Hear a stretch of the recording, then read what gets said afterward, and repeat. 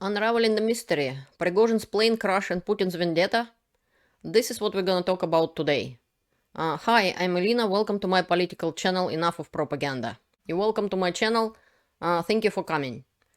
Please subscribe and like and write comments, because this is how YouTube showing videos to people and help promote the truth. Today we're gonna talk about that crash which happened exactly 2 months after unsuccessful coup and mutiny done by Prigozhin, the PMC Wagner, chief of PMC Wagner, also called PMC because it was supported from Russian budget completely, according to Vladimir Putin, Russian president.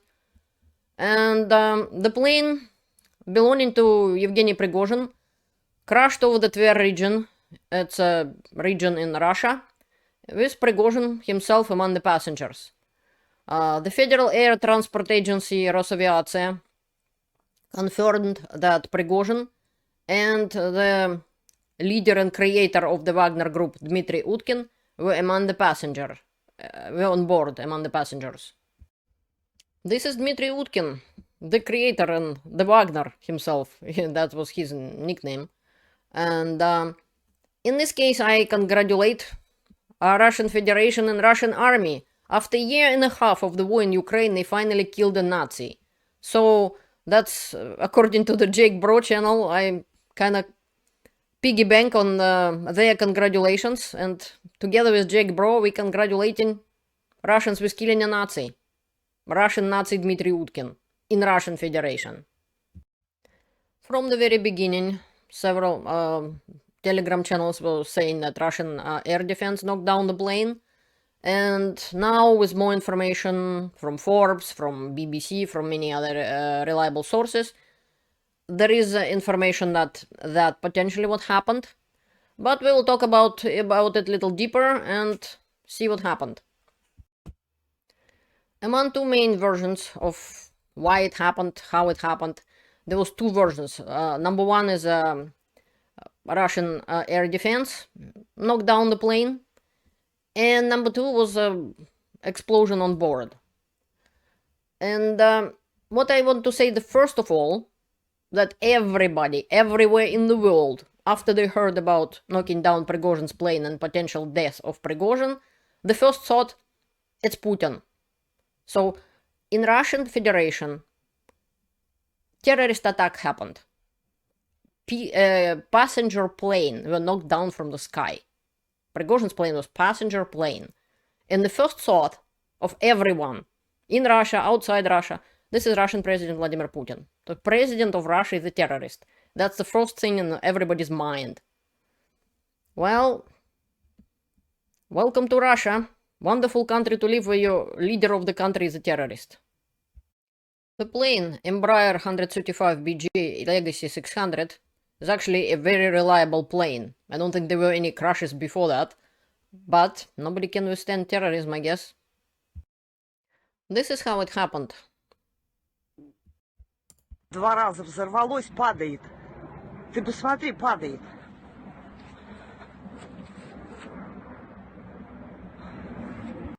The woman is saying that there were 2 explosions and now it's falling down.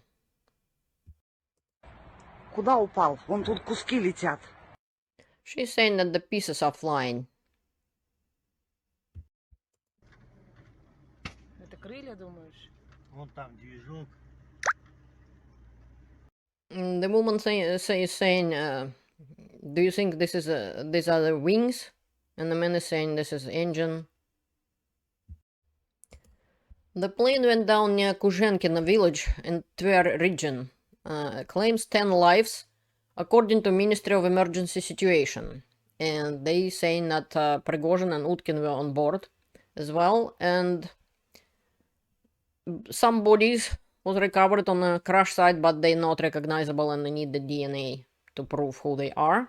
But yet, we know that 3 crew members died, and I want to talk about them a little bit. Everybody now saying, oh, Prigozhin died, Utkin died. I want to show that the real people, the good people, the crew members died as well. I don't see that much outrage about that. especially in Russia. It became normal that the terrorism happening in the country. And people died, nobody cared. Prigozhin during his coup killed several pilots. Nobody cared. Putin didn't even bother to show up on their funeral. This is the commander of the crew, the pilot, 51 years old, Alexei Levshin. Second pilot was 29 years old, Rustam Karimov, who was just recently get that job, couple months only, who was married, and his young wife now lost her husband. The only woman on the plane was Kristina Yadrevskaya, 39 years old stewardess. And she died as well. She was born in Kazakhstan and then she moved to Moscow and then into St. Petersburg. So I wonder why Russian people don't care about these people who died. And such a big fuss about the death of the guy who murdered people with a sledgehammer, Prigozhin. Also among passengers were Alexander Tatmin, Yevgeny Makaryan, Valery Chekalov, Sergei Propustin, Nikolai Matuseyev. Many of them were high-level Wagner group, so not just Prigozhin died, but and Utkin, the leaders of Wagner, but the other high-level Wagner people. When Prigozhin's plane was knocked down, Putin at the same time was in Kursk, celebrating 80th anniversary of Battle of Kursk. And yet he had to quickly come back to Moscow. And I wanted to show you a piece of his interview when he was saying, answering the question of the journalist. А вы умеете прощать? Да. Но не все. А что невозможно простить? Предательство. For people who watching my channel for a long time, it's obvious. You already know I told you before. And basically I told you so. I told that Putin will never forgive Prigozhin for the coup, for the embarrassment and fear Putin felt, for showing the whole world what a weak Putin regime is, that Putin had to run away from Moscow in fear that Prigozhin and his troops will take Moscow. And in this interview, when the journalist asking, can you forgive? Are you a forgiving person? And Putin said, yeah, I can, but I can't forgive everything. And what can't you forgive? Betrayal. And Putin called Prigozhin traitor. He considered it's a treachery. He created Prigozhin. He gave him his own personal army. And Prigozhin betrayed Putin and started that coup or mutiny and went to Moscow.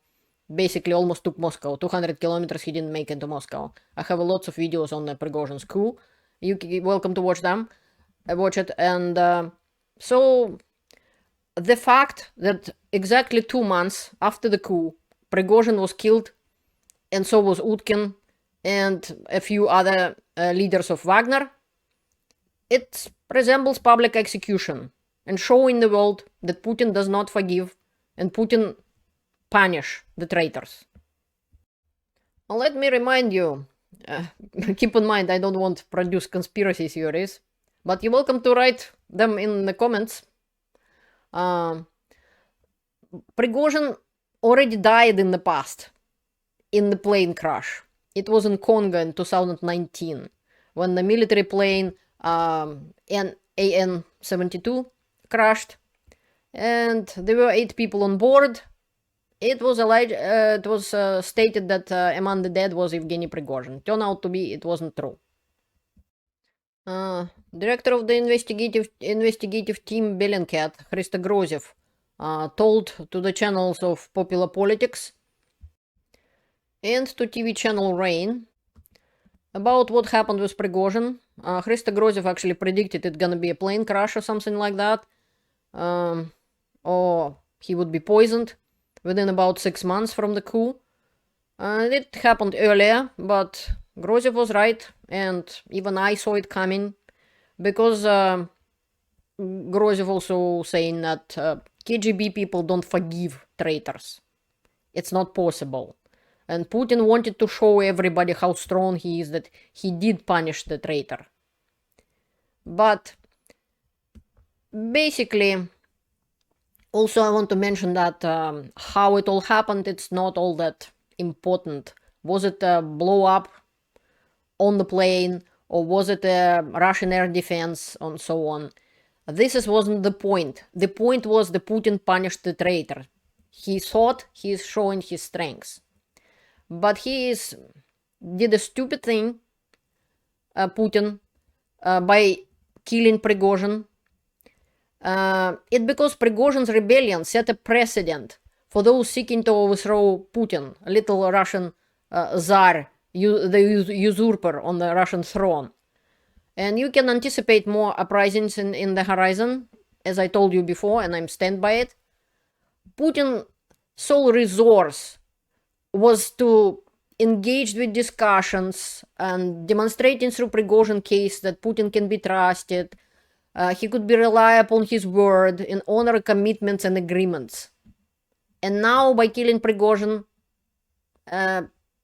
it just flew out of the chimney. If there were idiots who believed that Putin can be trusted, I hope there would be less of them now. So any military now who is thinking about making a coup should know for sure there will be no way that Putin can be trusted. So if you start it, go all the way. Don't stop like Prigozhin. And these recent events reminded that Putin's credibility is zero. You cannot trust Putin, period. And his motivations are driven solely by his ego, and his ego alone. He is willing to sacrifice everything for vengeance and pride. The point is that the terrorist attack which happened in Russia, when a civilian plane was knocked down from the sky and a peaceful people, a crew, 2 pilots and a stewardess, were killed, this is the responsibility of the leader of the country, Vladimir Putin. In the arguments, is Putin guilty in downing Prigozhin's plane? I'll remind you that in Russia, even TV hosts or spokespeople on the media could be replaced and removed by Putin's will. He deciding who's gonna tell the news in Russia, or how the Russian actors or some sort of singers gonna be punished for not being too patriotic or too pro-Putin.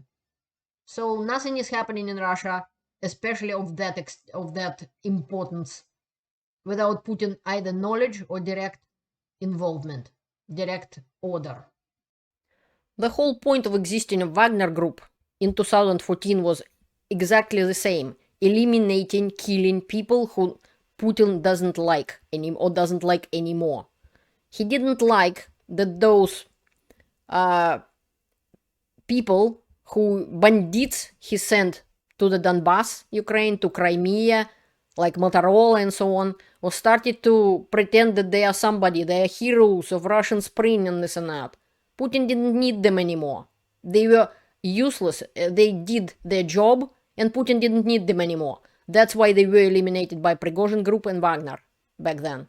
And now Wagner eliminated by similar groups, like Wagner, like his own group.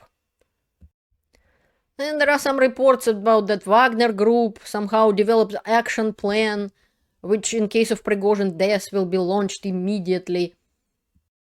But I highly doubt that somebody gonna worry about Prigozhin's death, or Utkin's.